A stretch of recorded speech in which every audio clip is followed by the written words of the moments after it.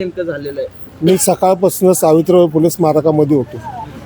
तिथल्या त्या केंद्रावरच्या पाचीच्या पाची रूमच्या मशीन बंद होत्या. आता विजय वल्लभला बंद पडली. मग अशी कान्होजी आंग्रे जे केंद्र तिथं बंद पडली. मला आत्ता परत फोन आला घोरपडी पेठीमध्ये मशीन बंद पडलेली आहे.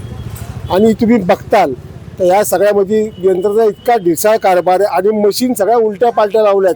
ब क ड लावायला पाहिजे, ड पहिली लावली, मध्ये क लावली, मग ब लावली. हे कशा करता चालले? आणि तिसरं म्हणजे म्हातार जो आता कंटाळून गेला त्याच्याकरता तुम्ही काय करणार? आणि सगळ्यामध्ये ह्याच्यामध्ये तुम्ही एक बाब बघा, ह्याच्यामध्ये एक बाब बघा, सगळा विरोधी गट आहे ना तो सगळा निषेध नोंदवतो, पण भाजपचा एकही माणूस प्रतिक्रिया ह्याच्यावरती देत नाहीये. म्हणजे भाजपची आणि आयोगाची मिली बघत आहे का?